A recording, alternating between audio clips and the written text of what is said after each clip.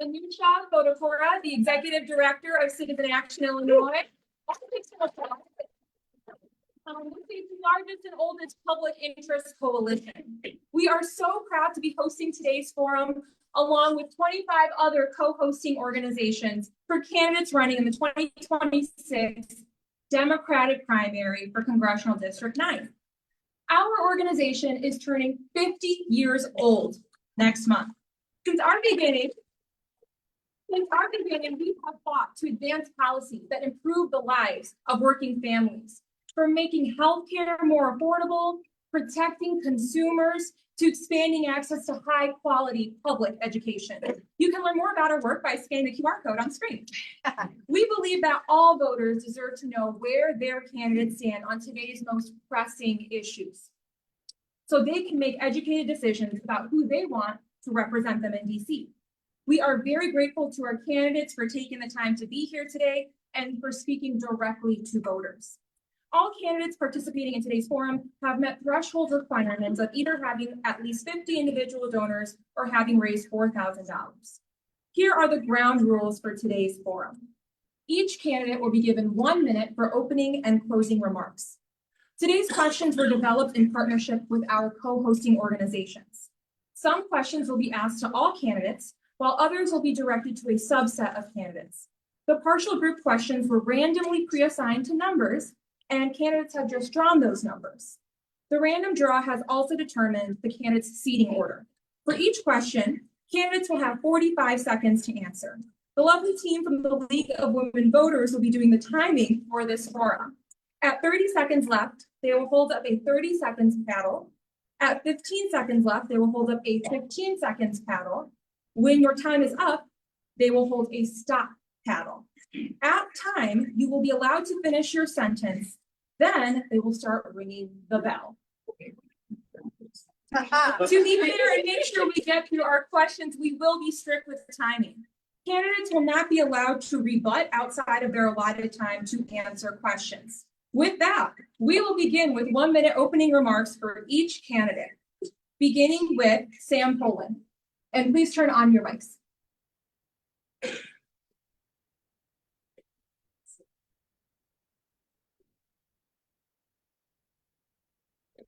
Y'all hear me? A little louder, please. Good evening. My name is Sam Poland. I grew up in Wilmette, Illinois. I'm a graduate of New Trier High School, and I studied political science at Washington College. After school, I joined the United States Army, where I served for 9 years on active duty and eventually reached the rank of captain. I spent 5 of those years in Army Special Operations. I've deployed 3 times, and the last 2 times as part of a special warfare task group attached to U.S. Navy SEALs. After I left the military, I took a job at the Pentagon, where I served as a senior policy strategy advisor for the chairman of the Joint Chiefs of Staff, as well as the commander of NORAD and U.S. NORTHCOM. Truth is, I loved that job, but last year I found myself in a position where I could no longer in good conscience keep working under this administration. The problem is I'm not ready to give up the fight for this country. And right now, more than ever, we need a new generation of leadership who is committed to that fight. So that's why I'm running for Congress now. Thank you. Thank you. Next candidate, Nick Piatti. Hi, my name is Nick Piatti. I'm a former public school teacher, federal prosecutor, and senior leader at Microsoft. I'm running because at this moment of maximum danger for our country, the Democratic Party seems to be all out of ideas and all out of energy. And after being in this race for a few months, I think I know why. We are trapped inside 2 machines. First is the machine we're all familiar with. It's big money donors and political insiders trying to pick their favorite established politician before the race even starts. The second machine is the social media algorithms that we've all been living inside for the last 20 years that reward the loudest voices that get the most attention, even if they're not saying much. We need to break out of those machines to get the kind of leadership and vision we need to win. My vision is a new American century, which is about using growth and innovation to create expansive opportunity and care for all Americans. That is the kind of vision that we need if we want to build a winning majority, take back the White House, and end this madness. Thank you. Thank you. Justin Ford. Hello, my name is Justin Ford. I'm going to stand up so the people in the back can see me. I am not a politician, I'm a public health professional. I got into this race because I want the Democrats to start focusing on working class issues again. Unions help in everything that we appreciate in our workplace.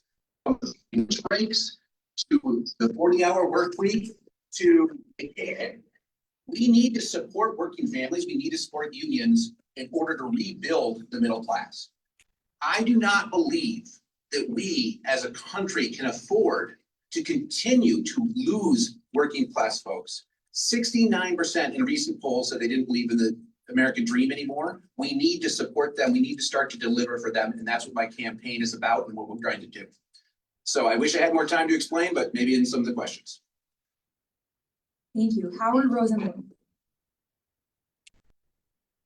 Hello, everyone. My name is Howard Rosenblum, and as you can see, I'm deaf and I'm using sign language. So if you'd like to clap for me, this is the visual way to show me. And if you don't like what I'm saying, you can go ahead and move because I don't care. I won't be able to hear you anyway. So I'm running because I was born and raised here in Skokie. And I've been a civil rights attorney for 33 years, and I'm fighting for people who are marginalized, especially people with disabilities. And I've done that successfully to change the system. And I'm against, I went after Netflix. And now all of us have caption access on Netflix. I also went over Harvard and MIT to make sure that their websites were accessible. And I most proudly, I went after President Trump and I sued and I won. Because he was not providing sign language interpreters. And we need that for systemic change to happen. I worked closely with Congress and the president's administrations over the years. I was appointed twice by President Obama, and I was also appointed by Governor Pritzker. Thank you. Thank you. Jeff Cohen.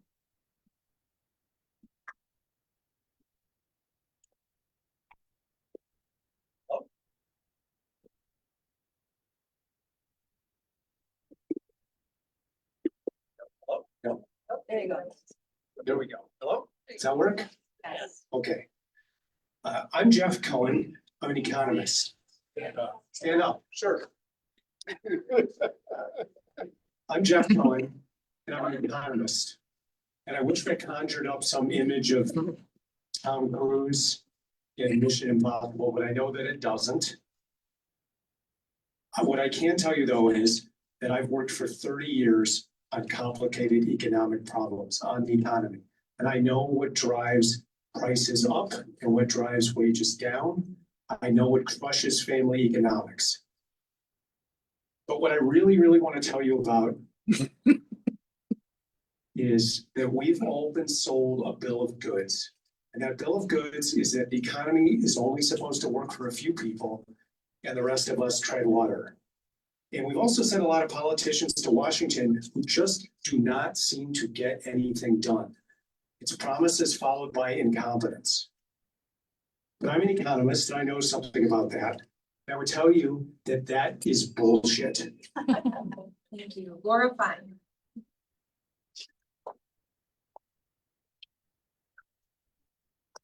Hello, everybody. I am State Senator Laura Fine. We are at a pivotal moment in our nation's history. Donald Trump is constantly assaulting our families. Many of these families are living on the economic edge. I am the only candidate who's led and won fights against some of the biggest special interests and bullies in our country. After a near fatal car accident 15 years ago, our insurance company betrayed us and tried to cancel our policy after the accident. But they picked a fight with the wrong woman. I have made battling the insurance industry my mission.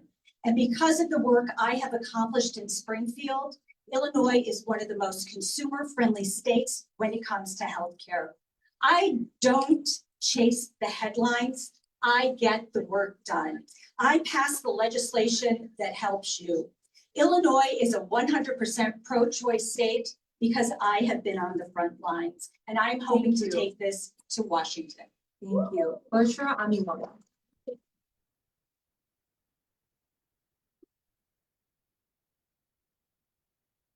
This mic grab is our first test.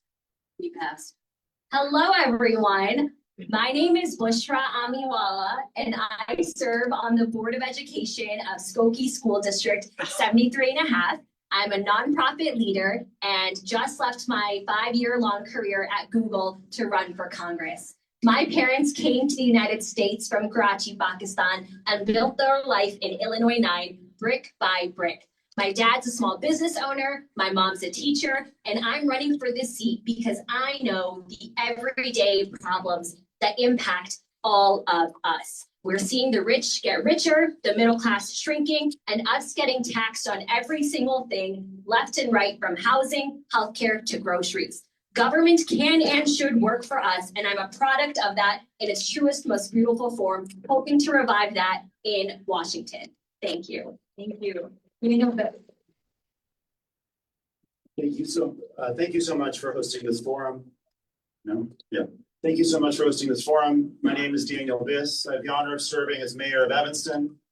And let me tell you what life was like in Evanston today. ICE all over the streets, kidnapping our people, tackling people in front of school children. Guys, we're in an emergency. These are not normal times, and we need someone who is ready for the fight. We're doing everything we can in Evanston right now. For example, last week, we made Evanston city property ICE-free zones. We passed the strongest welcoming city ordinance in the state. We're doing everything we can. We also need to win with activism. The solution cannot come from government alone. We need someone in office who has won fights in capitals and who's been fighting in the streets, because that marriage between activism and government is the only way we're going to get through this. I'm running to bring that to Washington. I'd be honored to have your support. Thank you. Mike Simmons. Hi, everybody. My name is Mike Simmons, and in 2021, I became the first openly Ethiopian American and LGBTQ person to serve in the Illinois Senate. And since then, I have hit the ground running, where in just 4 years, I've been able to pass 50 bills into law, doing the work, but also pushing back against complacency, pushing it back against hateful Republicans, and let's just say it, pushing back on complacent Democrats who are out of touch with their constituents. This is why I'm running for Congress, because right now we need people fighting in Washington who have the lived experiences, who understand what it means to grow up in a household where you have to choose between food and rent and healthcare bills, and also have the legislative experience to make a difference for this district. I'm so proud to be here as a candidate for Congress. I hope that you will pay attention to my website, mikesimmons.org, and consider voting for me to go to Congress and be only the first person, LGBTQ person, to ever represent any of Chicago in the US Congress. Thank you. Thank you. Please stand up. Good evening, everyone. My name is Bruce Leon. I'm a 5th generation Chicagoan, an entrepreneur, and the 50th Ward Committeeman. Right now, a lot of people are hurting. Democrats are fighting for democracy, fighting for women's rights. At our best, we are fighters and activists, but we need more today. We need problem solvers. We are the party of big ideas, civil rights, Obamacare, the New Deal. When my mom died by suicide when I was 20, it broke me. I learned that silence is another kind of defeat, and resilience is turning silence into purpose. I've made that my struggle in life to help others feel their pain, but come up with practical solutions to solve things. We won't fix Congress by yelling louder on TikTok. We fix it by rebuilding trust and working across the divide. I know how to fight conviction and with compassion. That's the spirit I want to bring to Congress. Thank you. Thank you. Bill Andrew. Good evening. I'm surprised that you're ready for the fight again after this long weekend. Thank you for being out there on Saturday, and thank you for coming out tonight. My name is Phil Andrew. I'm a former FBI agent. I was a hostage negotiator with the FBI. I got involved in public safety over 30 years ago when I was shot in the Lori Gann attack in Winnetka, Illinois. I narrowly survived that incident, but I was asked by a doctor before I left the hospital, who sat on my bed, and he asked me what I was going to do about this. And that journey has taken me to fight terrorism, to work against public corruption, to go to other people's crises and bring them to safety. I now run a public safety and violence prevention and crisis management firm called Pax Group. I've stepped into this race because the oath I took some 25 years ago to serve and protect the Constitution is still alive. I have 3 children in the United States Navy. We cannot give up our ship. Thank you. Jill Manrique. Ladies ready? Hi, my name is Jill Manrique and I am running for Congress. What I know is that no one at these tables are going to save us. What I know is that the power is in the people, and that the only way that we can get true liberation is through each and every one of us. If anybody up here promises you otherwise, then sincerely question that. I'm a labor organizer. I'm also a director for an organization that builds power, builds union power, builds people power. That's at the core of who I am. I'm also a mother of 3, and I'm a working mother of 3. So I'm working through this. I am a working person, and that is the type of people that we need to be sending to Congress. Folks who understand what happens to your family when you get priced out of your living situation, and how hard it is to buy groceries, and how impossible it is to pay for daycare. We need folks who understand that. Thank you. Thank you. Kat Abou-Ghazaleh. Hi, my name is Kat Abou-Ghazaleh. I am a researcher and journalist who covers the far right. From educating millions on disinformation to getting Tucker Carlson fired, I have a track record of fighting and winning against the right, something that many of our leaders do not. But I also think that politics can be better. I don't think we have to throw vulnerable people under the bus. Instead, I think we can fight for a future where everyone can afford housing, groceries, and healthcare with money left over to save and spend. And we also don't have to play into big money and corruption. I am one of 2 candidates up here, including Jill, that is funded primarily by small dollar donors, with the most in-district donors, by the way. And we use our resources to not just reach voters, but improve their lives. Our campaign office doubles as a mutual aid hub, and our events range from punk shows to food drives. But actions speak louder than words. That's why whether it's feeding the hungry or getting beat up by ICE every week, I will continue to fight for a better future even before Election Day, because a better future is possible, but we have to fight for it together. Thank you. And we'll start with our first question. I see a lot of folks standing in the back. If there's an empty chair next to you, could you please raise your hand in case folks want to sit down? There's some empty chairs, so in case folks want to take a seat, those are where the seats are. Thank you. Our first question, which will be to all candidates, it's a multi-part question. What do you believe the government's role should be in providing health care as a human right, including reproductive health care and gender-affirming care, and protecting the jobs of healthcare workers? All in 45 seconds. And we will start with Mr. Poland.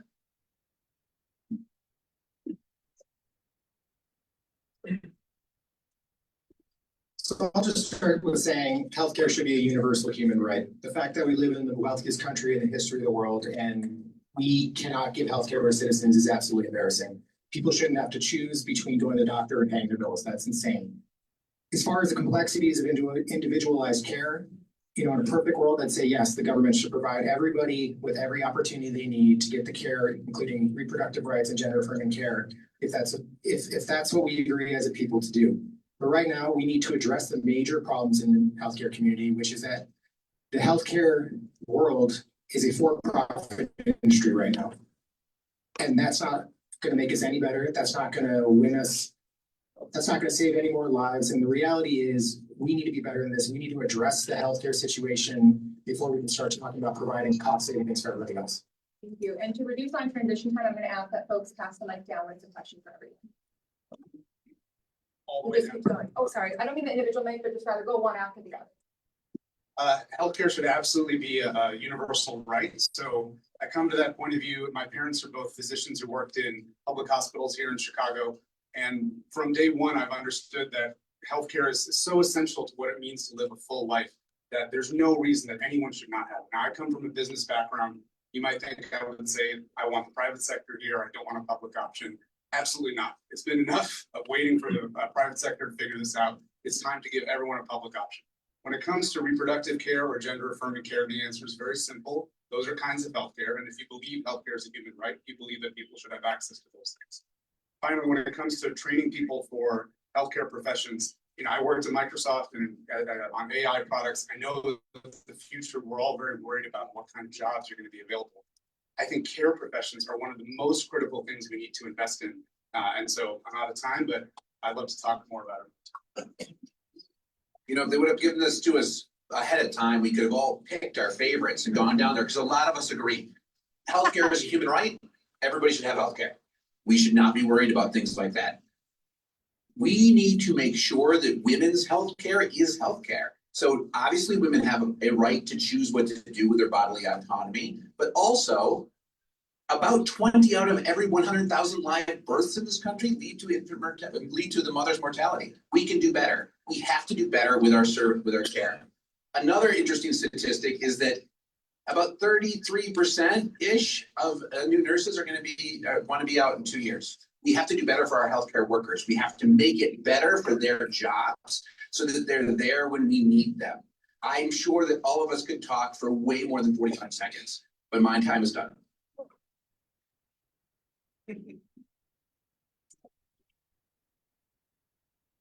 We need to fight back against what's happening. That one big bullshit bill, it's terrible. It needs to be undone to make sure that all of us continue to have subsidies for our affordable health care and benefits. We can see our premiums have been increasing every month. And with the government shutdown, we need to have universal health care for all people. And every developed country has it in the world. The same for this country. We should have it. Not only for all of us, but also for people who are marginalized, people who are poor, immigrants, people with disabilities, people who need gender affirming care, also all people, and should not be ignored by big business. And we need to change the system. Of course, I agree that healthcare is a human right. I'm going to take a slightly different tack, which is I wanted to explain a little bit about what the ACA subsidies mean in terms of your healthcare. A 60-year-old person living in Chicago who makes $65,000 a year, if the subsidies aren't extended, will have their premium go from $5,500 to $10,200. So does $65,000 a year sound wealthy to you? I don't think so. So the Republicans complained that the extensions were just because of COVID ring hollow for me. I mean, do we all feel that we recovered since COVID? Of course, everything else that people said makes total sense.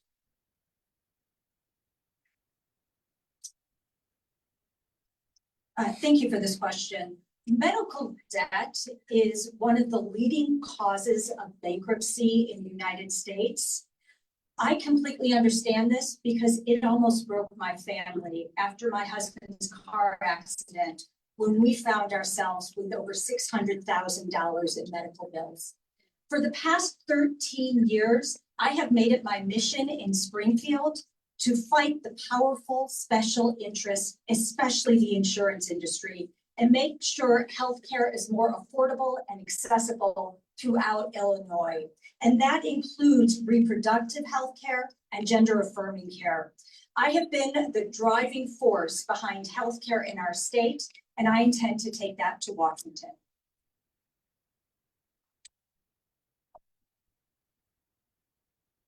I am a one-stop shopper. Universal healthcare is the option. From the 33 industrialized nations in the world, all of them but one have a universal healthcare model, and that is us. Because insurance is a for-profit middleman that makes extra money off of us. Gender affirming care and reproductive health care should be no different than needing insulin, should be no different from needing an EpiPen if you have asthma, and healthcare workers will be protected as opposed to being paid and getting paid their fair share if insurance is not continuing to buy our candidates and elected officials on both sides of the aisle, which I will never be the recipient of. Thank you. First of all, we need Medicare for all. That's the most efficient way to actually cover everyone universally, no exceptions. Second of all, we have to protect not only healthcare jobs, but the quality of those healthcare jobs. I've walked picket lines with healthcare workers, supported unionization drives, and fought against a for-profit healthcare company when they bought a hospital in Evanston, laying off workers. Finally, reproductive care and gender-affirming care are healthcare. And I want to be very clear about this. There is a live debate inside the Democratic Party right now about whether or not we should throw transgender kids under the bus. There are people who are saying the solution to our political ills is to bully the most vulnerable people in the country. I will not stand for that. This is an issue that is so important, and I want to talk about how I really think I stand out in this crowd of candidates. First, it's about the vision. We absolutely should have Medicare for all. We should absolutely have universal health care. If people are still not supporting that in 2025, I don't know what else to say to them. What I would also say to this, in the Illinois Senate, I did not wait for anybody to pat me on the head and say, you can start passing bills. I've been there 4 years, and I've already gotten nearly half a dozen bills passed that increase healthcare equity, including legislation that cancels medical debt for 350,000 households, including legislation that prohibits insurance companies from sending bills to people who are uninsured. Would you believe that that was a fight in the Illinois Senate? And I'm running for Congress to bring that same energy to a body that is woefully out of touch on this issue. I'm not taking any money from corporate PACs so that I will listen to the people of the 9th District when it comes to the healthcare debates in Washington.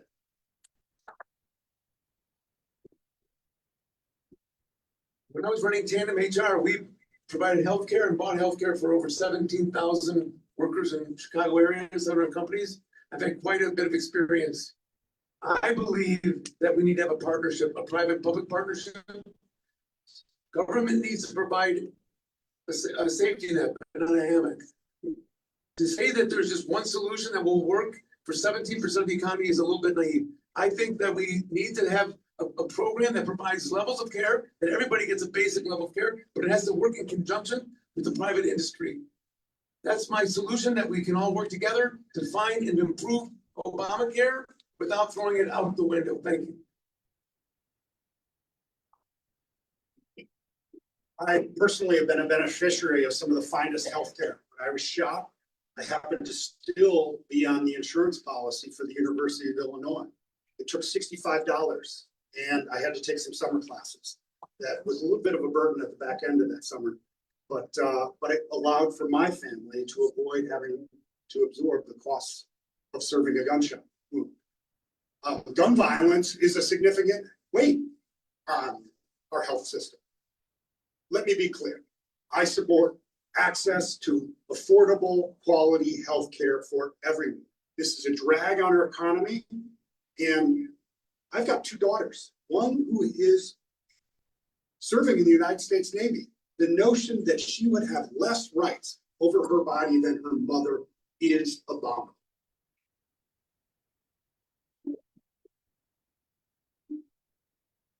Healthcare is a human right, like period, as end of sentence. Medical bankruptcy is absolutely dystopian. The fact that it's even a debate is wild to me.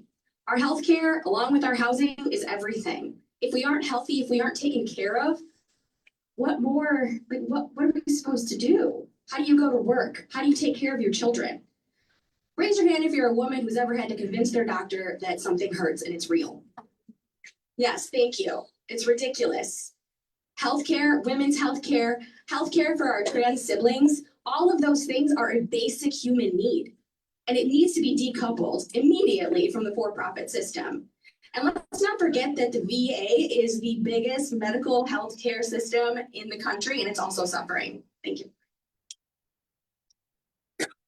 I want to start to say that reproductive health care and gender affirming care are human rights, just as healthcare is, and any Democrat who wants to argue against that is not a Democrat. Now, the other thing is Medicare is absolutely necessary and we should protect it, but it should be the transition and not the conclusion. Your teeth are not luxury bones. Your mental health matters. If you need glasses, you should be able to see without worrying about the costs. And that needs to be included in universal health care, especially in the richest country in the world. And to guarantee the best care possible, we need to support our healthcare workers. This means supporting unions. This means listening when they insist on policies like nurse-patient ratios. And this means providing educational support. We need to be paying for medical school for our doctors. Thank you. The Federal Reconciliation Bill, this is the next question. The Federal Reconciliation Bill grants more than $150 billion in additional funding to Immigration and Customs Enforcement, ICE, on top of regular annual appropriations at a time when ICE agents are terrorizing our communities. How would you work to hold ICE accountable? And what role do you think Congress should play in shaping or restricting ICE's funding and activities? And for this question, we will start with Mr. Piatti and loop back around to Mr. Poland.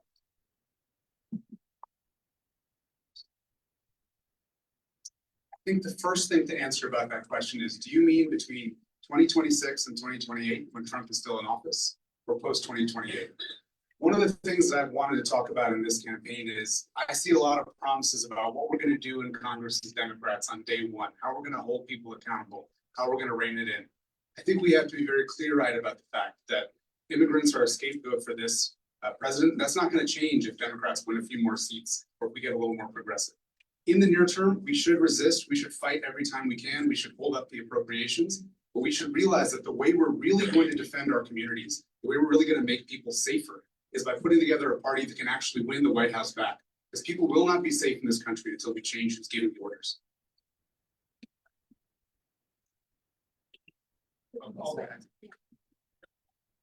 The amount of resources we're using right now to terrorize our neighbors is unconscionable. We are taking other police officers off the street. We're taking ATF off the street. We're taking FBI off the street. They're supposed to help us defend ourselves against terrorism, to just chase people around and scare them and throw them into vans like Mayor Biss was saying. This is not acceptable. But I agree, in order to take this, we need to first take the House. With the House, we can use it to do investigations at the very minimum. If we can take the House and the Senate, we can take back the appropriations. And obviously, we're going to need to get the judiciary straightened out because I have some serious problems with some of the rulings coming out of the Supreme Court right now.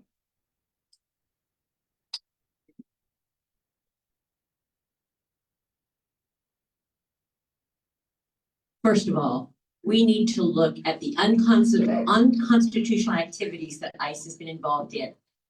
We need to investigate all of the law enforcement agencies that have been taking these actions and prosecute them for their crimes against our people. That's the number one. We need to make sure they understand that they are liable. Not the people who are here that they are arresting. They themselves need to be prosecuted. And in addition to that, we need to restructure ICE to focus on how to make sure people who have moved here have the proper procedure to go through to become naturalized citizens. There are many of us who know family ourselves who are naturalized citizens, and we need a better system. We need to improve that.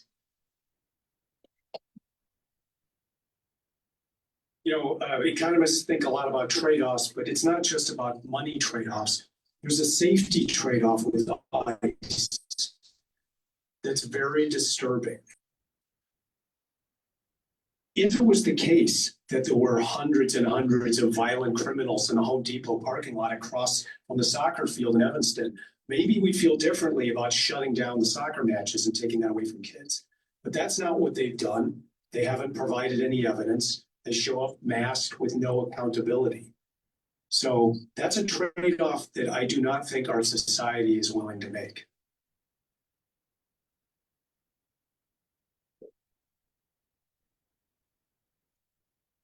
Trump is using ICE as his own personal army. You know how you fight bullies? You change the law. In the Illinois General Assembly, I have filed legislation that will protect immigrants in hospitals, in schools, in the workplace, and provide them with legal aid so they can get the protections that they need. I've also been working to empower my constituents so they know how to protect their neighbors. In Congress, I will do the same. We will stop this now so this never happens again.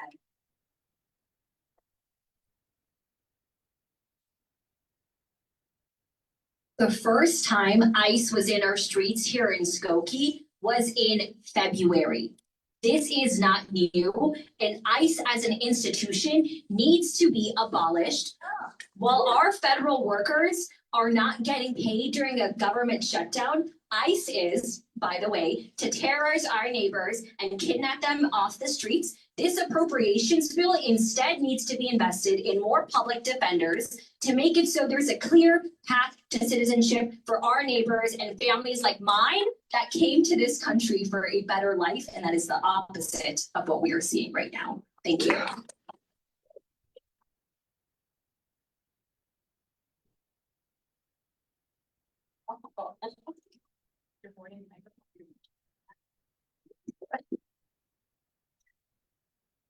The reason I talk about abolishing ICE is that the fundamentals of that organization are deeply corrupt and lawless. They are breaking the law. I use the word kidnapping on purpose, right?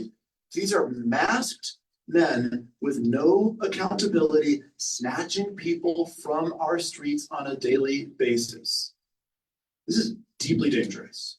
And so what do we need? We need Democrats in Congress who are willing not to bend, who are not going to find it uncomfortable after a couple of days of a shutdown and say, oh, wait, never mind, I guess we need to cave. So let's start with this. No masked agents. Let's start with this. Real accountability. Let's start with this. Real oversight. So there's actual hearings for these lawless criminal acts. And finally, abolish ICE. We have to think about what people in power are saying right now and ask ourselves, where is the outrage? Because I, as an Illinois state senator, have been on the far north side of Chicago and my district, which was flooded by ICE today, literally helicopters flying over my home. Someone abducted from a car violently a block from my home at 2 a.m. Western. And I was the first one there to look after that family. And then I went to the state Senate last week for the veto session. And I asked the governor, I asked the Senate president, why is this happening? This is illegal. What are we going to do about it? And I've been disappointed at the lackluster response that I have seen from Democratic leadership on this issue. I can tell you that if I get elected to Congress within the first 10 days, I am filing legislation to abolish ICE because I don't want any reform on this issue because we have seen that this is being used to weaponize our communities. ICE has no role in America and deportations are never the answer. Thank you.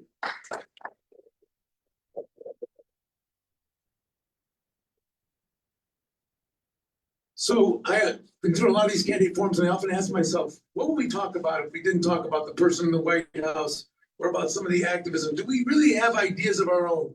That's why this morning I was on the phone with State Controller Susana Mendoza, and I've been in touch with some other congressmen in the area to try to put together a symposium that we can get together and actually come up with a solution that will be fair and will give our immigrants a pathway to citizenship and giving them the ability to work and live in this country.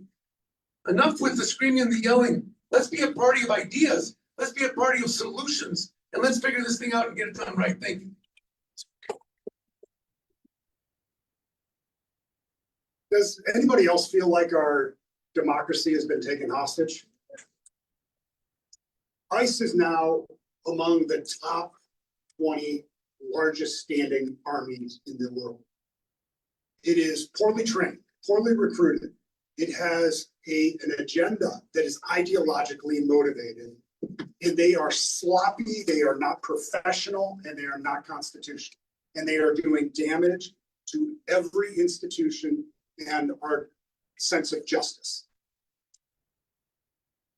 When a nation's taken hostage, you don't get too far by screaming at the hostage taker, but you do get somewhere by organizing, by isolating.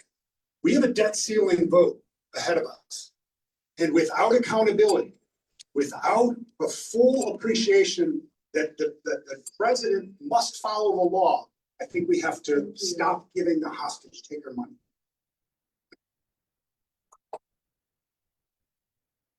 Speaking of hostage taker, Phil, you have like 7 microphones over here.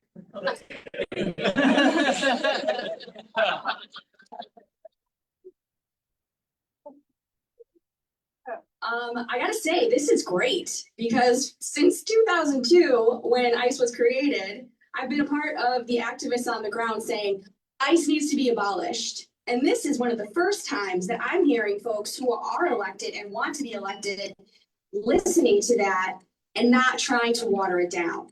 What we know, what the folks who have been on the ground for decades know, is that this is not new. This is just now in your backyard, and it is more increased. It is dangerous, it is horrible, but I gotta tell you, ICE has been in Skokie and has been in Evanston and it's been around longer than just this past week, longer than just this year. ICE has been terrorizing working people and workers for not 20 years. Oh, that stop sign gets me. We'll talk later. Apologize, put that money in places that it actually matters, serving the American people, and we need trials. These are the three things that we need to go into when it comes to the conversation about ICE. Now, I have been protesting at the Broadview facility where our neighbors are taken when they are abducted off the streets for the past 7-8 weeks now, Adam?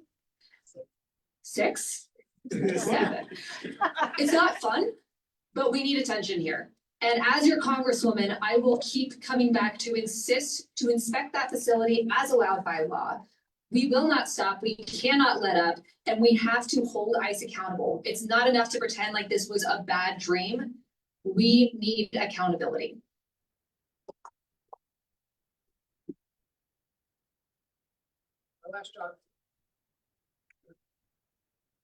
So my last job at the Pentagon was working with Northern Command as a policy writer. We were in the room when all these crazy executive orders started coming out, including the massive budget increase for ICE. ICE is a part of the Department of Homeland Security. It's one of 14 agencies that falls under it. And this was a massive budget that took away from other important assets like the Coast Guard so that they can come out here and do this. And we need to be honest about what ICE is. It's about more than just immigrants. It is an intimidation force. It's out here to scare Americans. And it's the easiest way this administration can legally exert its force and continue its executive overstep. What Congress can do about it is we can have oversight committees actually look at specific interactions they're doing, bring up charges or recommend charges. And more importantly, Congress has the power to stop budgeting and cut budgeting for these organizations. Thank you. We're going to mix it up a little bit. Our next question is just going to be to some candidates. Illinois has made major strides towards 100% clean energy through the Climate and Equitable Jobs Act, CEJA. How would you support or expand federal investments to help Illinois meet those clean energy goals? And this question is for candidates 8, 1, 12, 3, and 10. Candidates Biss, Tolan, Manrique, Ford, and Leon. Beginning with Mr. Biss.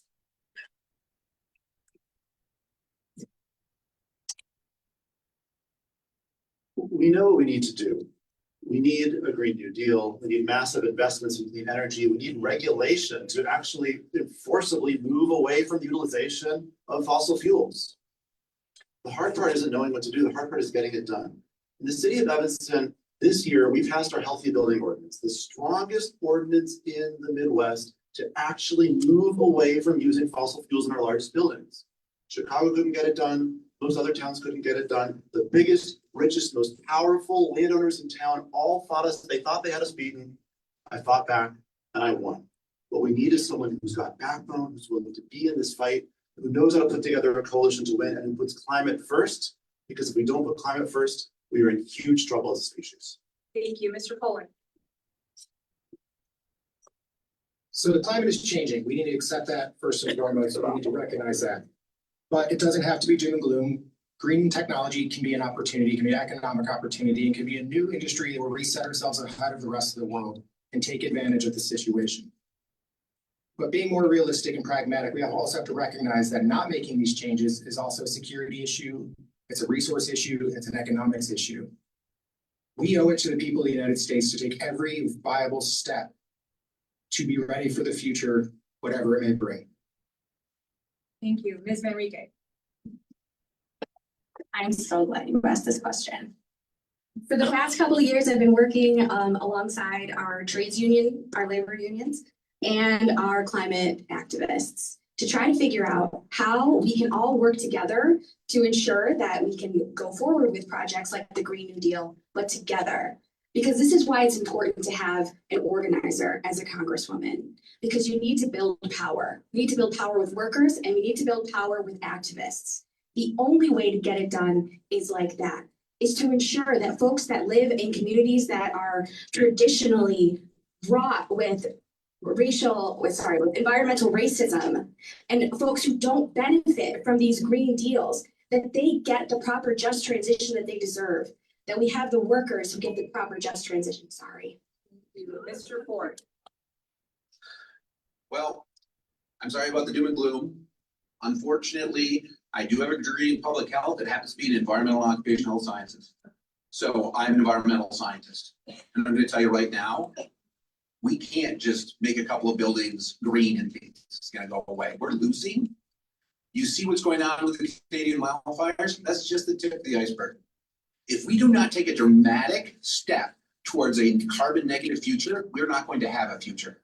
I have a plan. You can go to my website to see it. But you need to understand that all of this talking about little tiny things doesn't matter, because it's not going to solve the problem. We already have too much CO2 in the air. We need to take dramatic action. If the environment is important to you, why don't you elect an environmental scientist? Thank you. Mr. Leader. Like many solutions, I believe the Green Bill is an amazing deal, but it's gonna come with the cooperation between business and the public sector. Imagine we just outlawed diesel cars or gas running cars next year. It would be unsustainable. There's ways to do this with abatements, with tax incentives to promote green technology in our colleges and universities, to have incubators, to work on nuclear and solar and wind power. This can be done very simply with cooperation on both sides of the aisle to work on a solution that is not unattainable, but one that will benefit us in the long run. Thank you. Thank you. Our next question, also to some candidates. Illinois has the country's 8th most regressive tax system. The federal tax system is also skewed to benefit the wealthiest individuals and corporations, not the low and moderate income individuals and families who are struggling to get by. As a result of both systems, the state of Illinois does not have enough money to meet the basic human rights that people should expect, the ability to access affordable food, housing, and healthcare to start. As a member of Congress, what do you believe a fair federal tax system looks like? This is for candidates 6, 13, 5, 9, and 2, candidates Fine, Abu-Ghazaleh, Cohen, Simmons, and Piatti, beginning with Ms. Fine.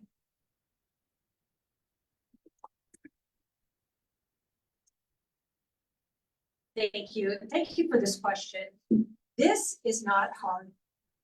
Millionaires and billionaires should be paying their fair share in taxes. A waitress should not be paying a higher percentage of her income than a billionaire when it comes to taxes. Why are our healthcare costs skyrocketing while billionaires and millionaires are getting tax breaks? This has just got to stop. Some things we can do for action. We need to increase the earned income tax credit, and we also need to increase the child tax credit. I have already voted for that and done that here in Illinois, and now we need to take this federal. Thank you. Ms. Abu-Ghazaleh. Your shift at work should not be taxed more than Jeff Bezos makes while sitting on his ass. We need to be taxing wealth. This means taxing interest for the ultra wealthy, their investments. This means going beyond just their income because they need to pay their fair share. We also need a cost of living exemption. This means that any money you make under the cost of living, which I believe is $32K federally, wouldn't be taxed. And we could lower taxes for the working class while still bringing in more money with a wealth tax. This could apply to every single person in this room. And finally, this is more of a personal thing, but we need to be doing something about TurboTax and all of these asshole firms that have held our Aprils hostage. Our tax system could be so much simpler, and yet lobbying means it's not. Thank you. Mr. Cohen. So let me give you a solution to some of this, why we feel this big discrepancy between the very wealthy and the very poor. Productivity in our economy, which is how we make stuff, how stuff gets done, is skyrocketed, okay? But labor's share of that productivity, wages, has been smaller and smaller and smaller. And so one thing we could do is we create an incentive for companies to profit share. So that means the IRS is going to get a little bit less in terms of revenue, like boo-hoo, but that's a direct transfer to workers. That's one way to narrow this gap, to increase income for working people. Thank you. Mr. Simmons? I think this is an area that I've got the strongest record. So many Democrats talk about equity when it comes to the economy, and they're not using their offices to actually make it happen. I've been proud in the Illinois Senate that I led the charge to pass the child tax credit in Illinois. It was the very first bill I introduced in 2021 when I arrived in the body, because I remember watching my mom up late at night trying to decide between which bill she was going to pay. And so I'm proud that that child tax credit is now the law in Illinois, putting up to $600 back in the pockets of working parents all across the state. That's the type of leadership I'm going to bring to Congress on this issue. I'm going to be a staunch supporter of the billionaire tax so that the less than 1,000 people out there that are not paying taxes on their investments and their real estate investments actually start to pay those taxes, and we push for progressive revenue in the Congress the same way that I have as a member of the Illinois Senate Progressive Caucus in our state capitol, so that we can fund housing, healthcare, and so much more. Thank you. Mr. Piatti?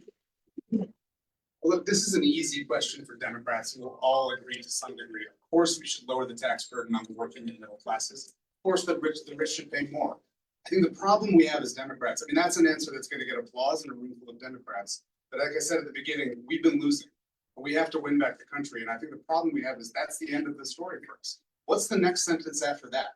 What are we going to do to stop redistributing the pie that we already have and start growing it so that we can actually expand care and opportunity for everyone?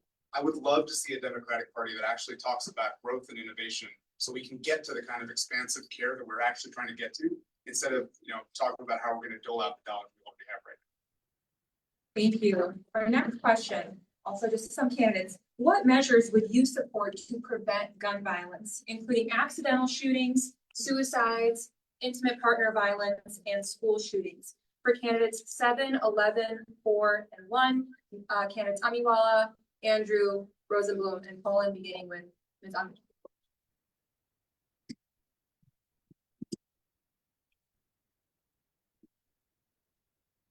I grew up a part of the generation of school shooting drills, the same way we would any other drill. And at that age, we couldn't even fathom what that was. Gun violence is a health epidemic. We have seen people die at the hands of guns in the hands of irresponsible members who should not have had them, which, by the way, come from our neighboring states, not just from within Illinois. If one needs a background check to be a barista at a Starbucks, there should be background checks for people before owning mass weapons of destruction. No one needs an AR-15 rifle in this country, and these are common sense laws. I know we hate saying common sense, but to me, that is what this is. Thank you. Thank you. Mr. Andrew. Thanks for the tough question. There is so much that we can do to keep dangerous weapons from dangerous people. For all the mics I've got. There's so much we can do to keep dangerous weapons from dangerous people. That has been my life's work. The requiring background checks, banning assault weapons. I am the actual expert defending our state, our county, and our city's assault weapon ban. It is the NRA that is deposing me. I have dedicated my life to this work, and what we really need is a Congress to do what 85% of Americans want, and to grow a spine and pass gun violence prevention legislation. And there's a second thing that you guys probably do not know this yet, but Illinois passed a mandatory safe storage bill. You should be asking everyone in your community to lock up their guns and keep people from committing suicide and taking those guns to school.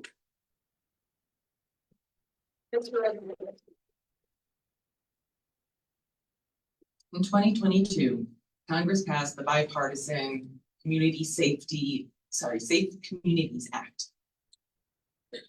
And that went a long way, but not enough. We used to have a bipartisan support to ban assault weapons. And we need to reintroduce that and make them illegal. That's number one. That's what we should do. And we need bipartisan support for that. We also need to have liability and accountability for gun companies as well and manufacturers who, the people who are making the guns, as well as insurance for any harm that's caused by guns. And that'll go a long way to prevent them from doing bad deeds. And I believe that we need to have accountability. Thank you. Mr. Pullen. So as a soldier for 9 years, I've carried an assault rifle for most of my career. I am very familiar with what they are, what they can do, and what they're actually used for. I can say unequivocally, no American civilian needs access to an assault rifle. I stand by that, and I'll continue to stand by that. We need to reinstate the assault rifle ban nationally and start having common sense gun laws and common sense gun law reforms, as well as red flag laws. But we also need to be realistic. We have a Second Amendment. Guns are a part of this country. It's part of our history. Whether you agree with that or not, that is true. So we need to have realistic conversations where we're not yelling and we're not trying to take drastic measures, because we need to bring people who are willing to talk to us back into the fold and actually have meaningful, realistic conversations about what real gun control and gun reform can look like in this country. Thank you. Our next question.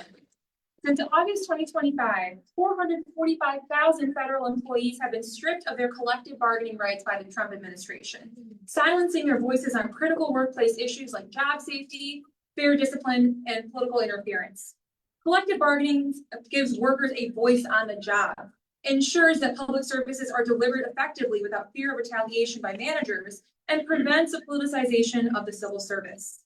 How would you restore and strengthen collective bargaining rights for federal public employees and workers across the country? This question is for candidates 6, 12, 2, 7, candidates Fine, Manrique, Piatti, and Amiwala, beginning with Ms. Fine.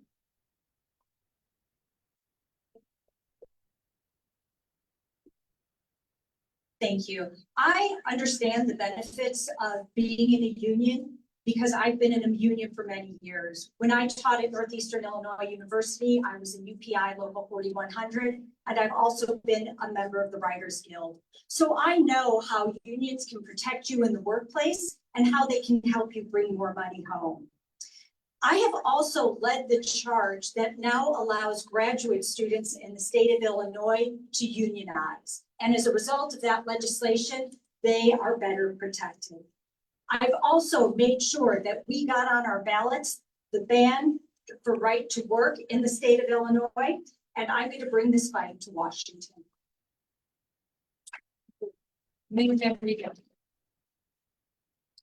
In In a discussion about collective bargaining rights, there is no I. There is only we. Collective bargaining rights are critical to this country. Without collective bargaining rights, our wages don't go up. And that's wages for everybody, unionized and non-unionized, no weekends. We would not have weekends without organized labor. I am a labor organizer, and every day I am building power to make sure that our rights stay strong. I'm building power with unionized workers that are already fighting for more rights. I'm building power with federal workers. I'm out on the lines and out at anywhere that they are. TSA, the VA hospitals, getting them to sign up for their e-dues so that our unions stay strong. And I will do that, continue to do that as a Congresswoman. Mr. Piatti. So this issue does touch me personally. As a public school teacher, I was a member of the teachers union and benefited from their representation.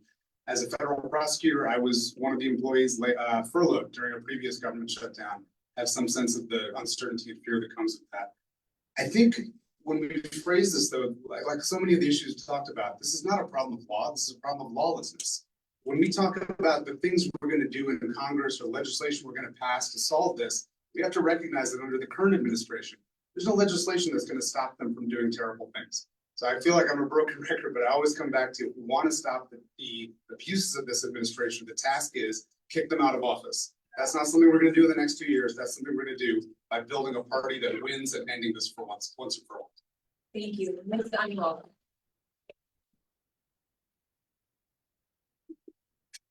While serving on a board of education and working with our teachers union, we found that we have what's called integrative issues, meaning we can increase the size of the pie, meaning we have issues that will increase worker productivity, have them get paid the hours and compensation that they deserve, and it'll make it so that the work that's being done is beneficial for all. And these types of integrative issues are ones that we've seen people that are greedy coming and attacking the 99% of the working class, while the 1% just continues to profit on the backs of all of us. Therefore, workers' rights are something that has always been at the front line, and these are the ones that deserve to be protected and expanded, and take it from someone who's a part of the working class. Thank you.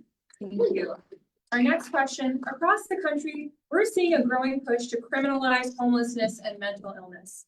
President Trump's July 24th executive order, for example, seeks to end support for housing first policies and redirect federal resources towards forcing people with serious mental illness who are experiencing homelessness into long-term institutional settings. This has raised serious concerns about due process and human rights.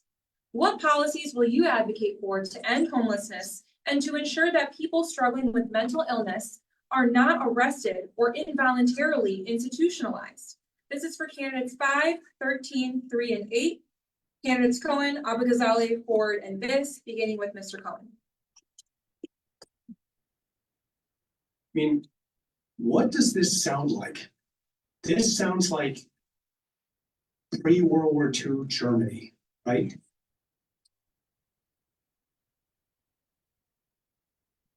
That's how serious this is.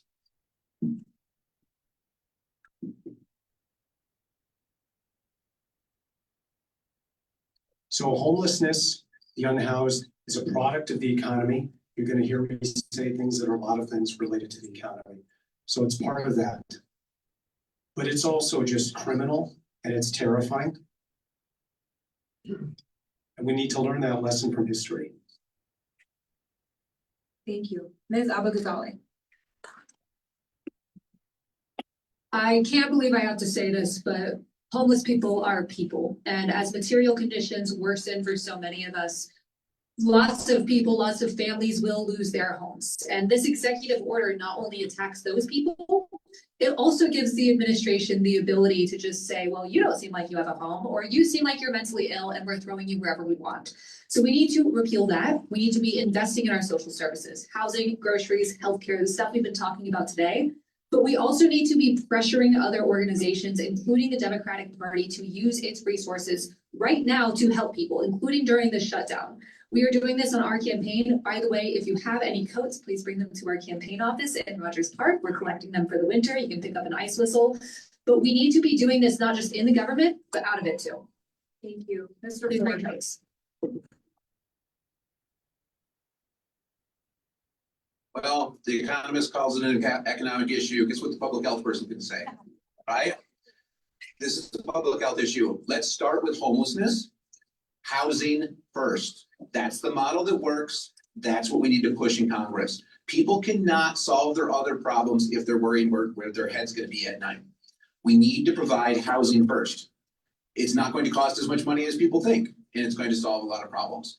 Now, when it comes to mental health and people being involuntarily put into places they don't want to be, let's not pretend like that's new. This has been going on for a while. Anybody who's worked in this field, I've worked as a habitative aide, we know this. My best friend was put into these homes and killed from over use of antipsychotics. We can do better as a society. Thank you. Mr. Viss. Homelessness is a crisis, a tragedy, and a choice made by government and public policy. And Donald Trump's decisions and this Supreme Court's decisions are a moral outrage. But you guys, I have to tell you that we have to win some fights inside our own party. I have done everything I can for housing, to address homelessness issues, to make housing more affordable in Evanston, permitting the first permanent shelter for the unhoused of the marketed in, expanding our affordable housing mandates. And it's been tough fights in a town that Kamala Harris won with 91% of the vote. My life would be a lot easier politically if I hadn't taken on those fights. but I will never back down from a fundamental issue of economic justice like housing. Partial group question before we return to the full group questions. Many immigrants with disabilities face barriers to accessing healthcare, legal protections, and public benefits because of both immigration status and disability.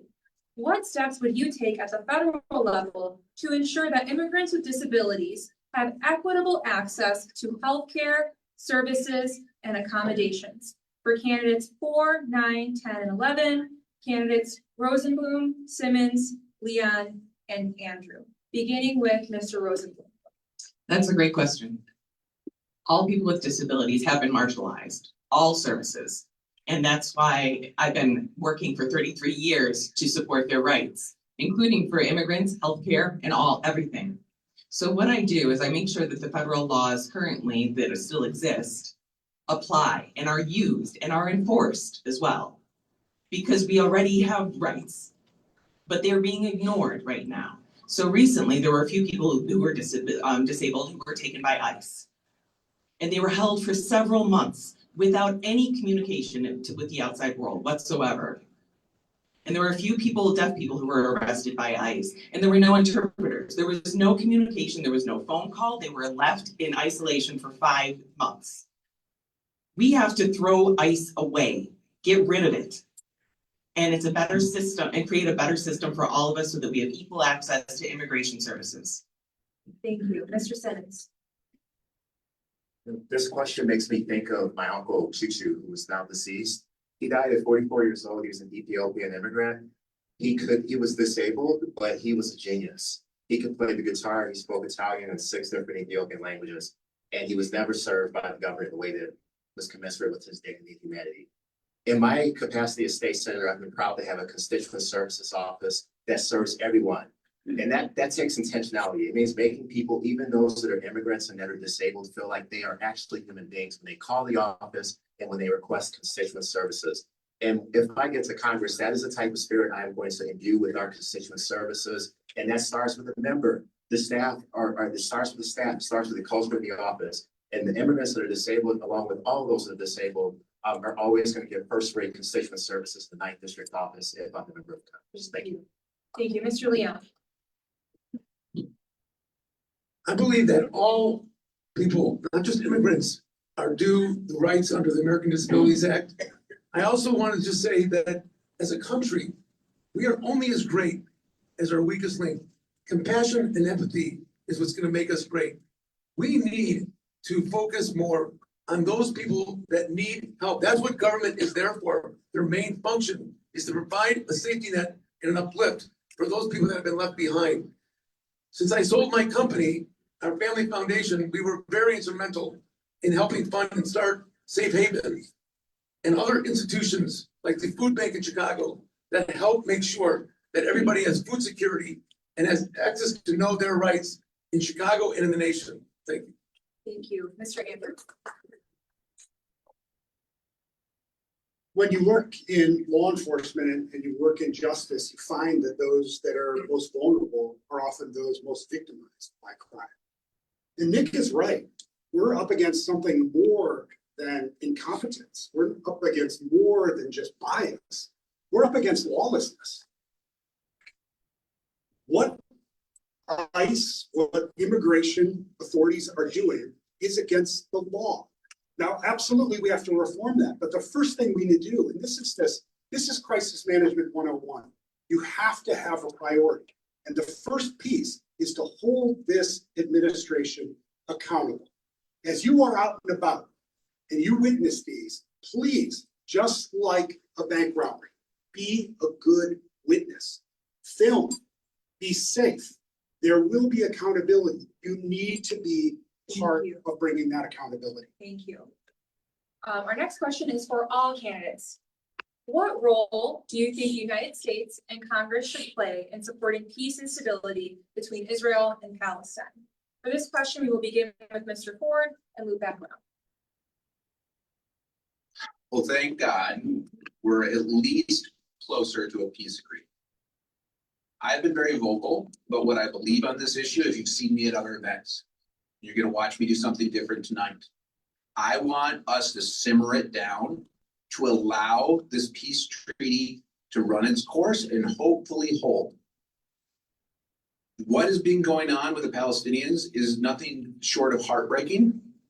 We need to do everything we can to support them, from removing rubble to rebuilding their society. We had a part in destroying that area. It's our responsibility as Americans to rebuild it for them.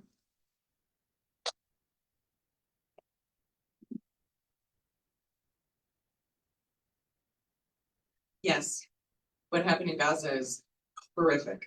It's sad, it's awful. There's so many people who passed away.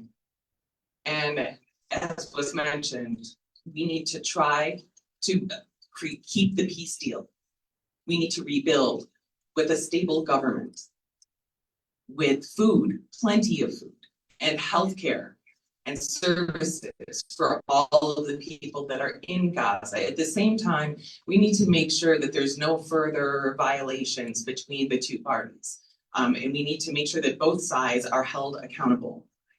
And that way we can have peace and keep peace. And the conflict is Not the conflict. Without the conflict, it will be easier to rebuild. because for so long, for decades and thousands of years of conflict have been there. So we need to make sure that the US government has the power to hold both accountable.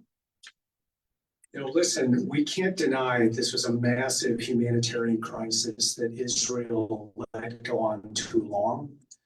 But we also can't deny that there are terrorists who don't think that Israel has a right to exist.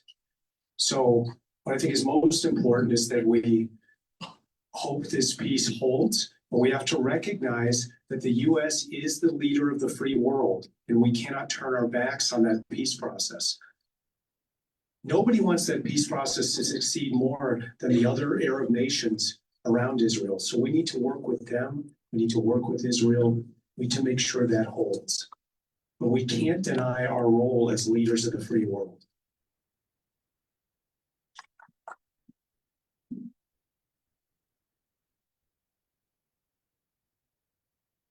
Peace is not abstract. It is built person by person.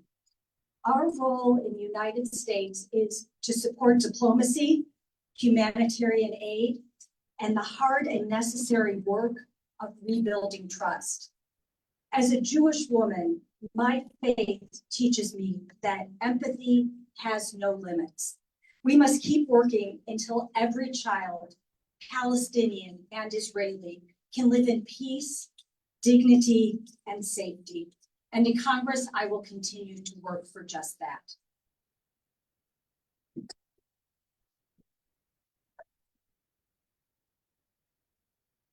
We know this did not start on October 7th.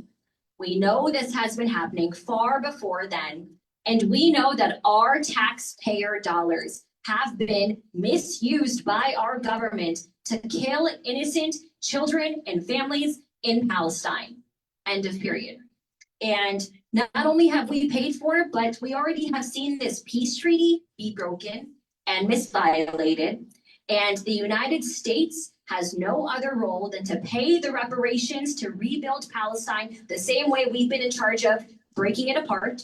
And then we need to stay out of it. It is up to Israelis and Palestinians to determine their own self-determination. It's not up to the United States to be involved beyond that. Thank you. Israel and Palestine in 45 seconds. This is going to be amazing.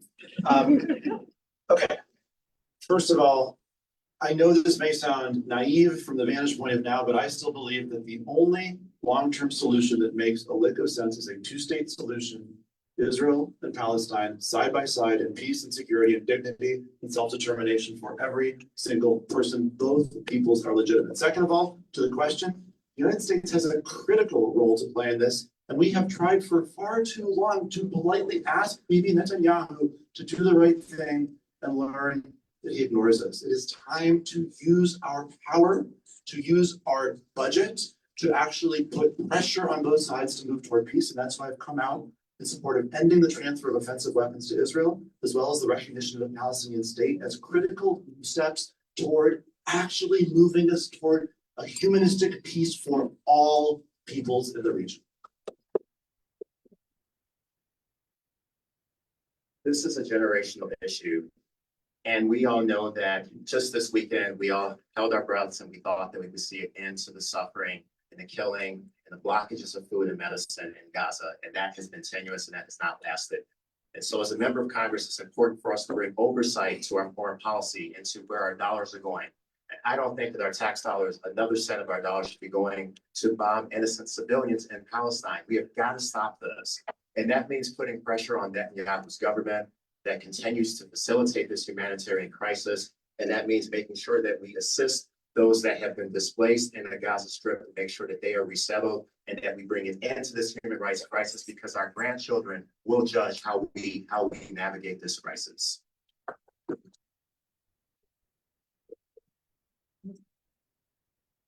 I just want to say that from my perspective, there was no genocide, there was no intentional starvation. History will show that this urban war fought against jihadists was done in the most humanitarian way, with ratios of death of 1 to 2 by combatants that is unheard of. And I believe that peace will come to the region when the region is free. I've had the privilege to go to Bahrain, Saudi Arabia, Egypt, Morocco. I've talked to all the leaders of those countries on a mission with other business leaders. They want peace in the region, they want innovation, they want technology, but it must be done without globalizing intifada. It must be done without from the river to the sea.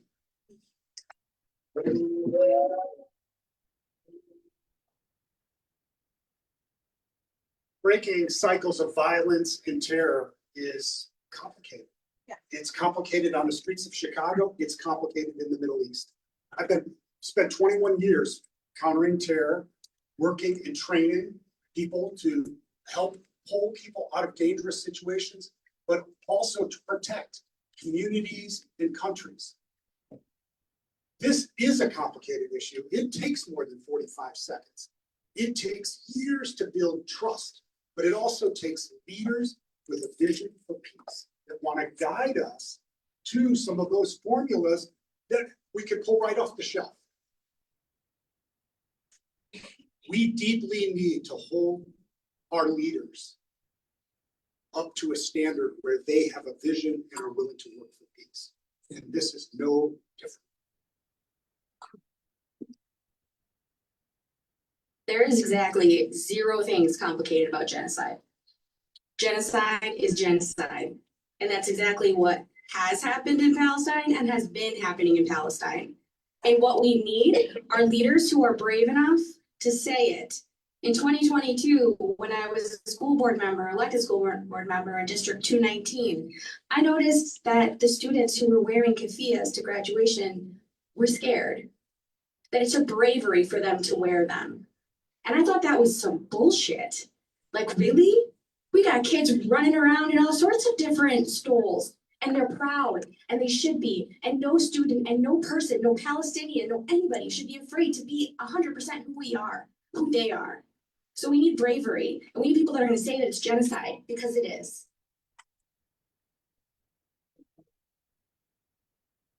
I am fully aware that I don't look it, but I am Palestinian American.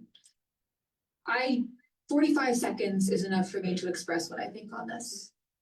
Everyone, regardless of where they live, deserves full legal and civil rights. Recognition of Palestinian statehood is necessary to be able to advocate for yourself on the international stage. The lives of Jews and Palestinians, our safety and our future are intertwined, and unless both of us are safe, neither of us are safe. No child deserves to go to bed hungry. No civilian deserves to be taken hostage. And anyone who commits war crimes should be held accountable. And if our tax dollars are paying for those war crimes that needs to be investigated, we need to follow our own laws. Less than 45 seconds.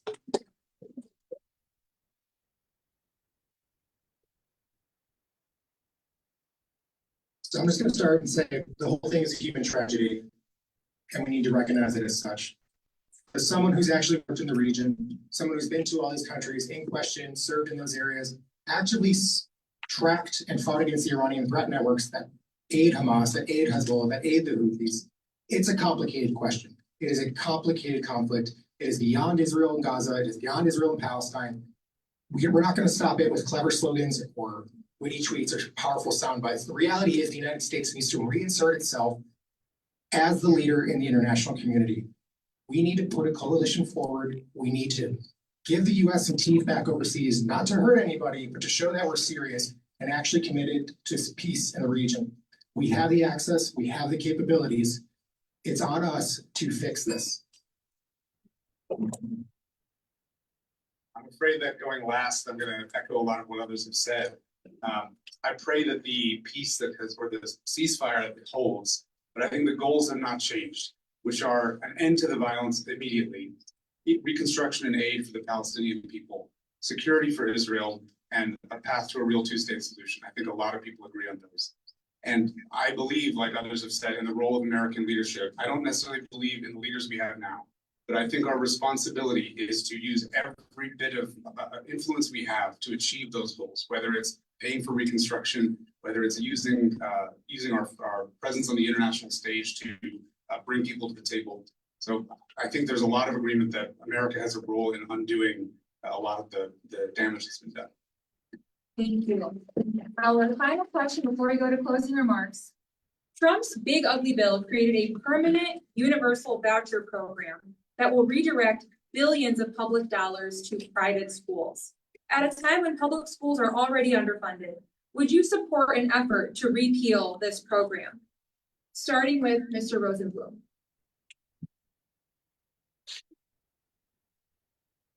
Yes, I agree that it is one ugly bill. One big bullshit bill is what I call it. And there's a lot in there that we need to undo, including the voucher program. Already, most of the vouchers are going to the schools, but they're not inclusive. The schools are not inclusive. Many children with disabilities are not allowed into those programs. A lot of people from poverty-stricken areas don't have access to those as well.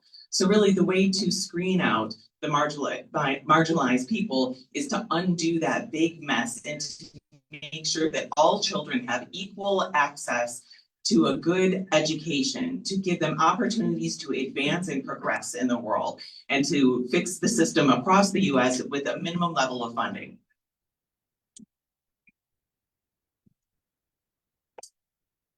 Look, kids in every zip code deserve an education, and Trump's dismantling of the Department of Education is foolish, it's short-sighted, it's unwise as an investment. I'm the product of two teachers. I taught public school. It was the single hardest job I ever had.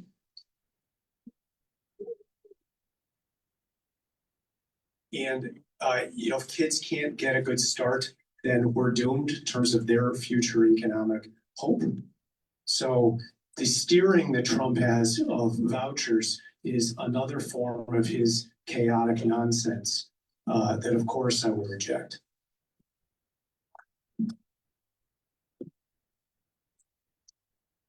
Public education is the backbone in our society. I am the product of public schools. I sent my children to public schools. I taught at a public university. Historically, public schools began for the sole purpose of making sure we had an educated electorate. Donald Trump is working to attack our voters, and we cannot let that happen. It will survive with a strong public education. He is wrong-sided in what he is doing, and we need to make sure that public education stays on the forefront, and I will work to fight for that.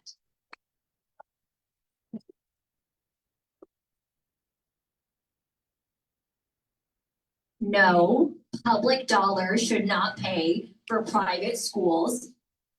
I could sit down after that, but for 40 more seconds, I'll say in a day and age where we are in the largest teacher shortage than we've ever seen before, we have the student teacher ratio is also something that is putting burdens on our educators. It is so hard to be a teacher in today's day and age. The COVID-19 pandemic, screen time, my attention span is even shorter than it's ever been before. It is a thankless job to educate our students, and public dollars need to be reinvested back into our public schools at the minimum. And we already are not even resourced because our zip code continues to determine the quality of life and access to schools that kids in this community receive, and that's not okay. Yeah, of course, this is a terrible idea that should be repealed. Let's just back up for a second, right? The world feels messed up in these very deep ways. We feel disconnected. We feel these massive gulfs in society, and like we're not kind of possessed of the cohesion that we need to actually build a society we need and solve the problems we have.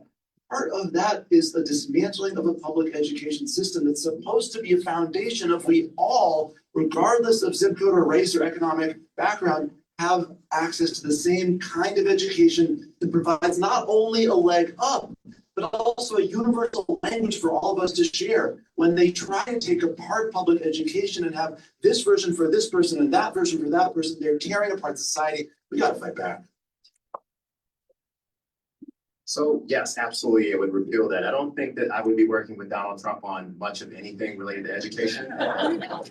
And so, I would start off by saying that, look, we need a dramatic reinvestment in public education in this country. Our schools are falling apart, the buildings are falling apart, the teachers are underpaid. It's going to take a real champion for education to serve in this district, to really bring justice to this issue and to reshape the debate in Washington so that we're putting money into our schools and not relying on property taxes and pitting local communities against each other like we've seen in Illinois for over a generation now. I'm proud to be supporting free college for all, more investments in community colleges just like this. My mother is a community college graduate. It can be done. And we've got to make sure that we fight the dismantling of higher education that Donald Trump has unleashed upon all of us, which is unprecedented. And it's going to take a real fighter in this role. It's not a zero-sum game. I went to public school, went down to school in Island Park, which is almost like a private school the way I see it compared to the city schools, the city of Chicago. I have 2 kids that work in public schools. My mother was a public school teacher, yet I sent my kids to Jewish day school. I fought to keep investing kids in Illinois afloat. This was a very small program, $75 million for the poorest of poor kids, and it was squashed by the CTU. While Stacey Gates sends her kids to private school. It's not fair. In this bill, it's a $1,700 tax credit, nothing, for just poor kids to go to schools. I believe parents should have a choice on where they send their kids to school. Government shouldn't force them where they send their kids to school. It's up to the parents. Not only should we not be siphoning public money to private education, we should be investing greater with a national strategy. As you travel around the 9th Congressional District, you're going to find some of the best schools in the country. Well-resourced, motivated teachers, amazing opportunities for students. And you will travel to other parts of our community that have classrooms with 10 to 15 to 20 different languages. And we cannot seem to figure out that that's where we should be surging in more resources, supporting our teachers, that's our competitive advantage. That's our economic engine of our country. We need a national policy and a national strategy for investing in education, including institutions like this.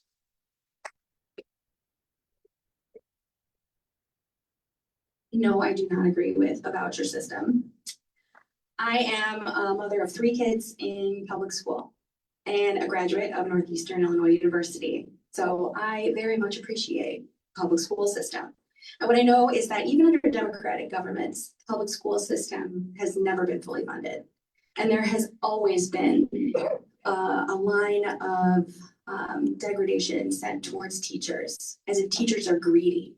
They're greedy when they're asking for AC in their classrooms. They're greedy when they're asking for a librarian, when they're asking for a nurse, when they're asking for mental health services and fair wages. They're asking for help for our students. And I don't know any other parents out there, if you're like me, but my kids spend a lot more time in school than they do at home. And that situation needs to be rectified with fully funding our public school system.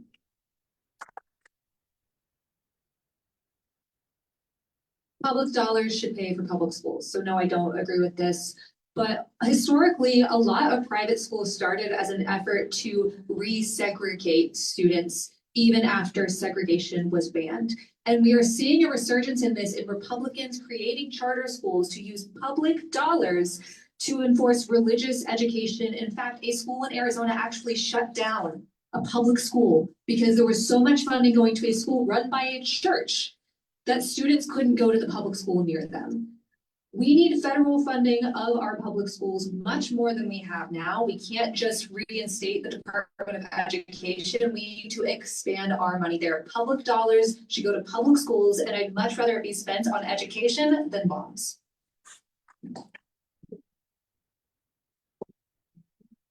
So short answer, yes, I would vote to repeal.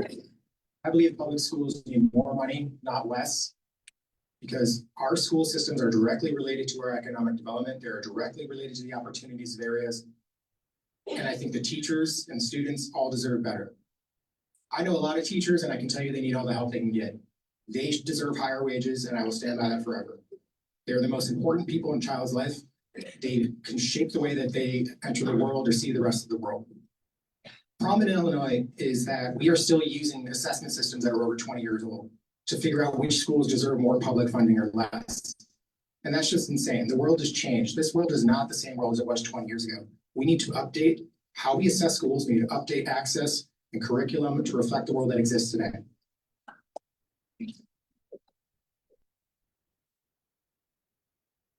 Like others here, this is something that's touched me very personally. I'm a public school graduate. I was a public school teacher, and now I'm a public school parent here in the district.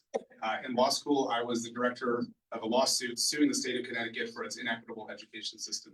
I think we take for granted sometimes because public schools are on every few corners, what an awesome achievement for the American people public education is. I never want to support weakening it. But I've spent enough time thinking about public education, being in a classroom and poring over school budgets to know fixing it is not about a little bit of extra money.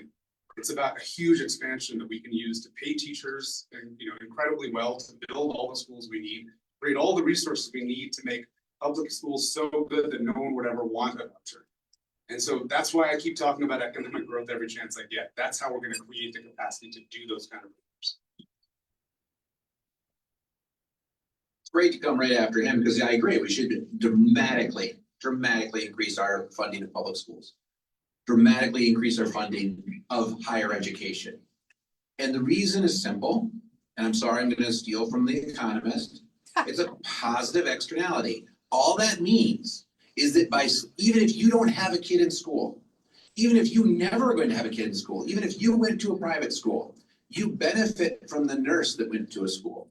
You benefit from the electrician that went to school. You benefit from, the accountant that went to school. These are not small things. This is one of the things that even conservative economists say we should be spending a tremendous amount of our money on, and we're not spending a tremendous amount of our money on. We need to fix that. Thank you. We will now end with 1 minute closing remarks for each candidate. We will begin with Ms. Abou-Ghazaleh and end with Mr. Pullman. Activating first, that AB is still biting me in the ass. Look, we have a lot of really great people in this room. I think it's one of the coolest parts of running in such a crowded primary. We have a lot of fantastic people that I've gotten to know over the last few months. When you want to support my campaign, you're supporting more than just a candidate. You're supporting a really exciting movement. It's why we have over 7,000 volunteers. It's why we built a place of community with our office, with our events. It's why we are funded by small dollars, not big funds. I'm not taking billionaire cash. I'm not taking corporate PAC cash, and I'm not taking Republican funded cash like from APAC. We are supported by the people. If you want to know more about me, you can go to catforillinois.com, but I'll tell you this. This day last year, I was being deposed by Elon Musk for being too mean to him and having work that was too effective. And if that's the type of person you want in Congress, come talk to me.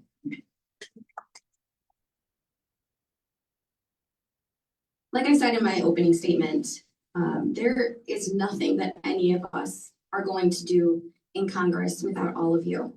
without everyone doing their part in the 9th district. Nothing that we are facing right now happened because of Donald Trump or because of his administration. It took decades of other people, of other elected officials, of other failed governments leading the path to letting this happen. There is a history behind everything that's happening right now. And what we need are folks in Congress who understand that history, who can take the accountability, who can be a part of the people that have been on the ground in this district and across the country, fighting for our rights, fighting for the rights of working people, because I am a working person. I make $70,000 a year. Like, that's not even median bucks. That's like nothing. So I work through this whole thing. I've dealt with housing insecurity. I've dealt with healthcare insecurity. I've fought to keep my kids in daycare, and I am a working person. And if you want to know more about me, I'm right here. Also, come get some whistles from me if you need one. Oh, this is bad. 10,000. Thank you for coming out tonight. It's just important that we show up. What I know about crisis management, and make no mistake, we are in a crisis. Our democracy is in crisis, our justice system, our nation, and the world. We are facing an environmental crisis. But what I know about crisis management is none of this work is done alone. That it starts with us coming together, building the kind of coalition, and isolating the problems and building effective strategies to address them. One of the things I'm inspired by is that there are folks like me running in races across the country, folks who took an oath to defend and protect the Constitution, and they are recognizing that this is a moment that they need to bring their service. This isn't just about electing Democrats. This is about electing the right kind of Democrats who will get to Congress on January 2027 and do the work that needs to be done in terms of bringing the accountability and the justice and asserting the constitutional responsibilities that the House of Representatives was given.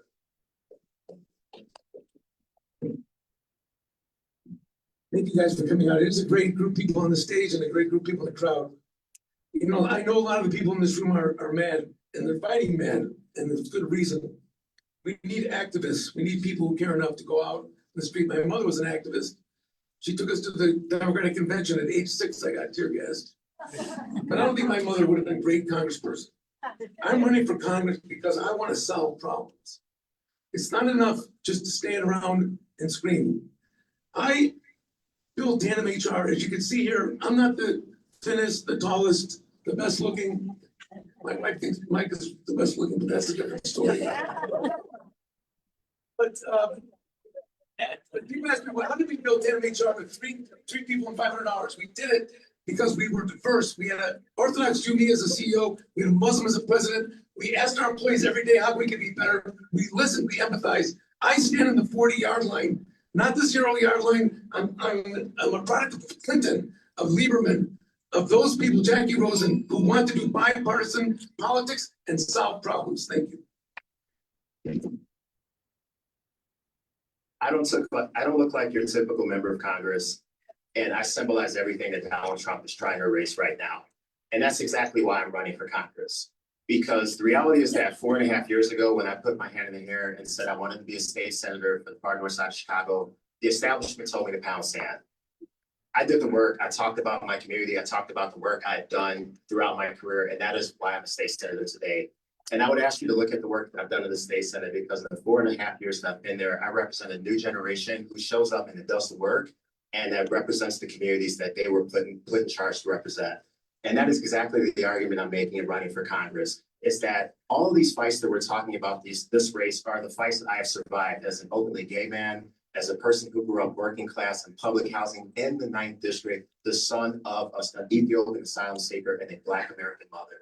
Those are households that are so much like those that are throughout the 9th district.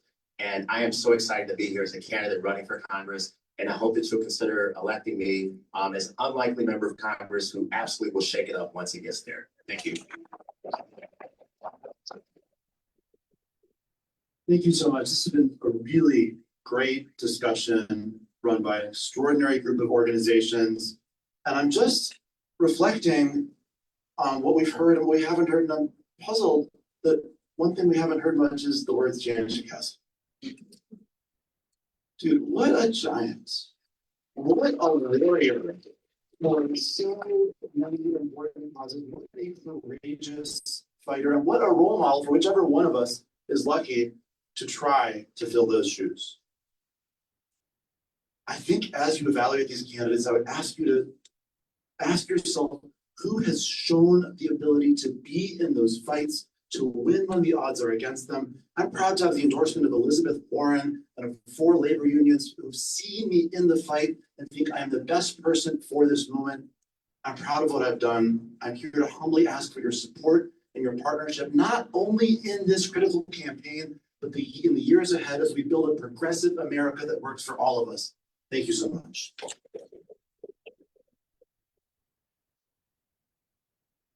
Thank you all for spending your Tuesday evening with all of us. On March 17th, 2026, you all will not vote for policy, you will vote for a person. And I ask you all to vote for someone that is an extension, reflection, and representation of all of us. I have worked in the public, private, and nonprofit sector, and those things have 3 things in common: how to manage budget, problems, and people. And we are going to measure our candidate by consistency, credibility, and relationships, the things that money cannot buy. My name is Bushra Amiwala, and I look forward to representing all of us in Washington. Thank you.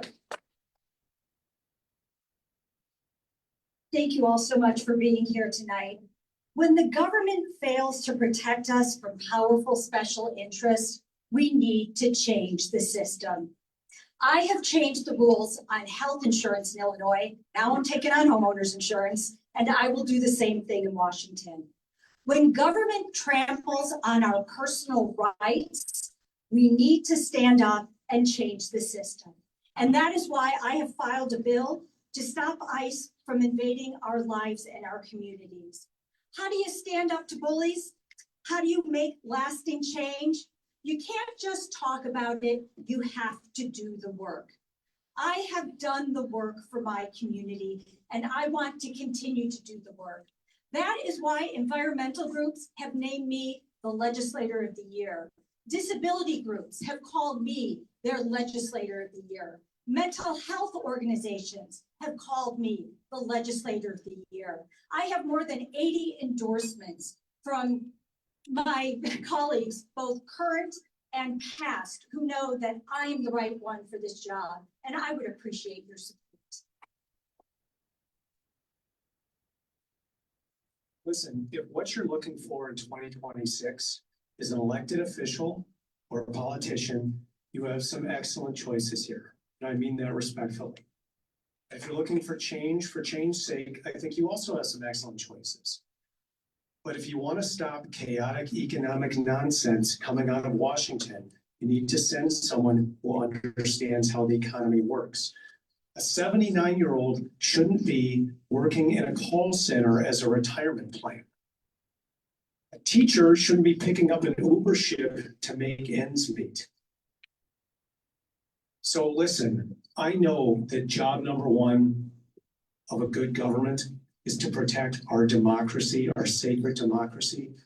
But job number 2, a close second, is providing economic opportunity and an economy that works for everybody. My name is Jeff Cohen. Thank you for listening to me and to everyone else here.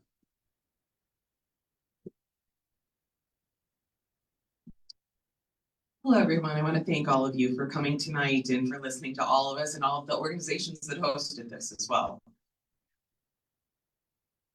My family asked me, why am I running? Why right now?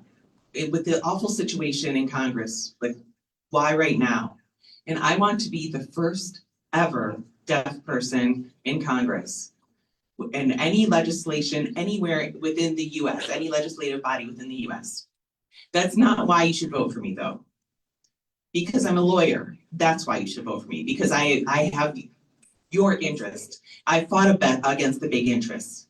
I fought against presidents' administrations before, and I have solutions. I've improved laws and rules. So if you want someone who understands how Congress works and how laws are made and how the federal government operates, I'm your man.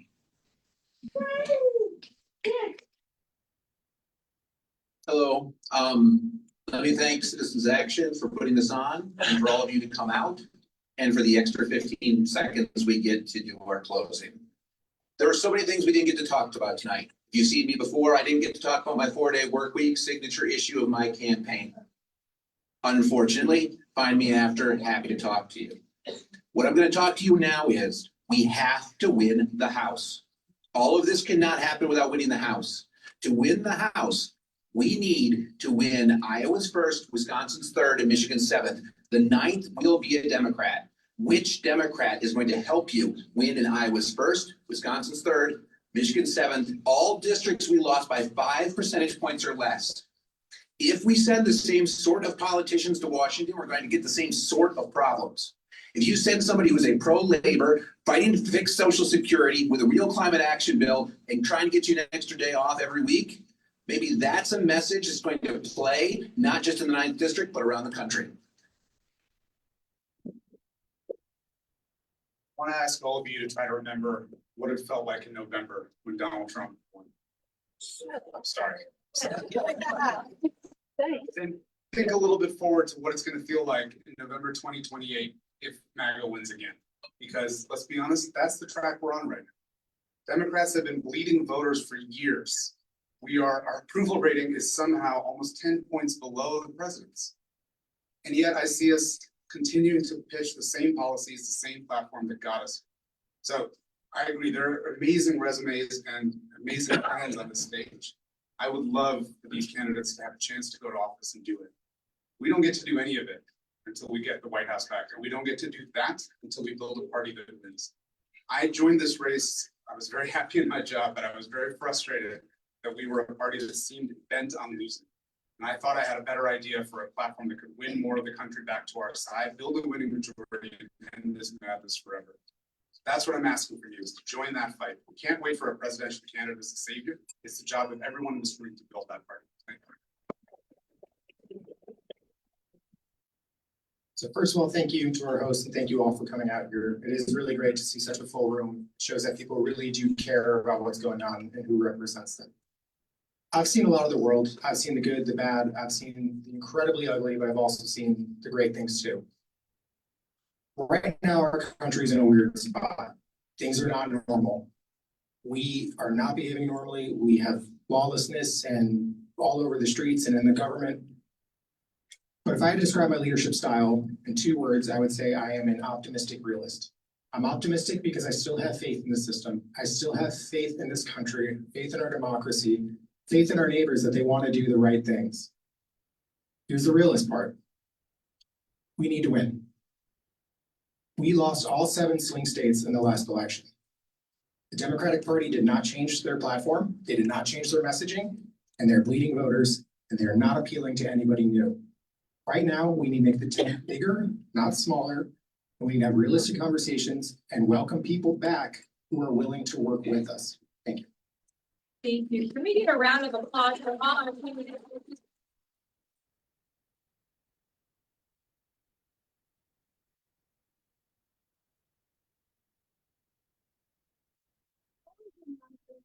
Works best when voters are educated and empowered. And each of you here today, every candidate, every audience member, helped move us in that direction to make our democracy stronger. A huge thank you to every co-hosting organization who helped get the word out about this event. Clearly, we were all very effective in doing that. A special thank you to the League of Women Voters for being our timekeepers this evening. We get a round of applause. Shout out to our ASL interpreters and our captioners coding. There's oftentimes people think that Citizen Action, they talk to me and they assume we have about like 20 or so staff, and we do the work of definitely 20 or more people. And we're trying to get there. So if you want to support our work, scan the QR code or join us on November 7th as we celebrate 50 years. but we have 5 full-time staff, and hosting these forums is a small fraction of our overall ongoing work to advance progressive policy in Illinois. So I want to give a huge shout out to our staff, especially Julia, who was coordinated with all 13 campaigns. And we have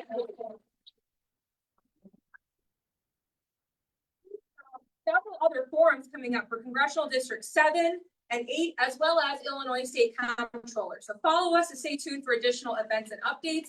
Thank you all so much for your time, and have a great rest of your evening.